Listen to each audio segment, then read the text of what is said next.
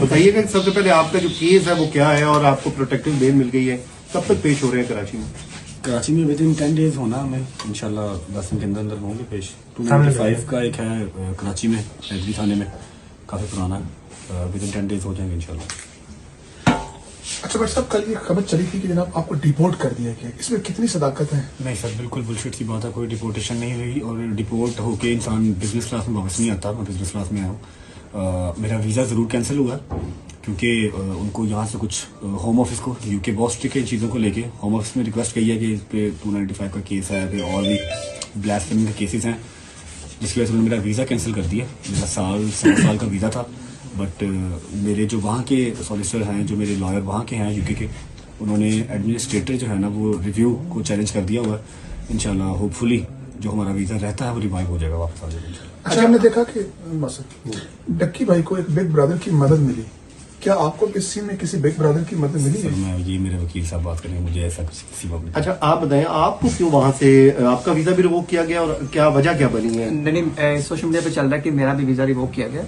میرا ویزا نہیں ریووک کیا گیا، میرے پاس برٹش سٹیزن شپ ہے اور میرے پاس میرے اوپر بھی 2 FIR ہیں. ایک جو ڈکی والی آئی 196/25 اس کے اندر انہوں نے مجھے پچھلے میں ڈالا ہوا ہے اس FIR کے اوپر. اچھا. اور جو دوسری FIR میرے اوپر ہے وہ 252/25 ہے، وہ بھی گیملنگ کی میرے اوپر FIR دی ہوئی ہے. تو دونوں FIR میں ہم نے بیل شیل لیا اسلام آباد ہائی کورٹ سے اور اب ہم متعلقہ عدالت میں پیش ہوں گے انشاءاللہ اور آگے پرسیوٹ کریں گے اس کو. اچھا، جو ڈکی بھائی کے ساتھ ہوا، جو انہوں نے وی لاگ میں انکشافات کیے ہیں، کیا انہوں نے آپ سے بعد میں شیئر کیے تھے؟ کیا یہ آپ کو لگتا ہے کہ یہ کیا ہوا کیا ہے؟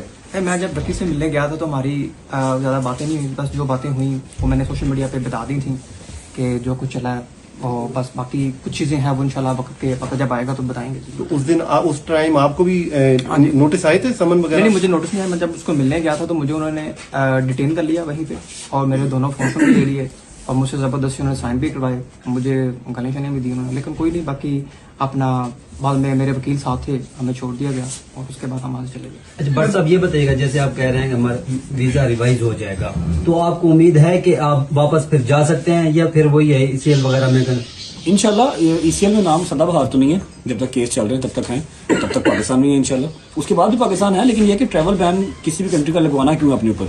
یو کے میں یہ ہوتا ہے کہ اگر آپ کا ویزا کینسل ہو جائے یا پھر آپ کو ایسا کچھ ویزا کینسل کرتے ہیں، اگر آپ کا لگا ہوا ویزا کینسل ہوتا ہے تو وہ آپ کے اوپر 10 سال کا بین کر دیتے ہیں.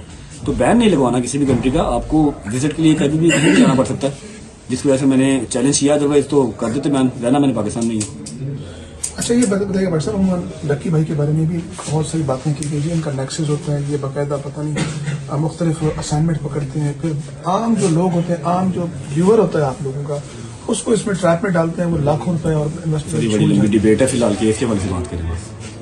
آپ کے اوپر جو FIRs ہیں ان پہ آپ نے لکھا کہ پٹیشن ہے اس کا بھی کہ فالس ہیں، میلافیڈی ہے، تو کیا کیس کیا ہے، تھوڑا اس کے حوالے سے بتائیں گے. وکیل صاحب بات کریں گے، ایک نہیں ہے وہ وکیل صاحب کی اسی بارے میں بات کریں گے. میں ابھی کوئی جیسی غلط بات کرنا نہیں چاہ رہا. چلیں ٹھیک ہے.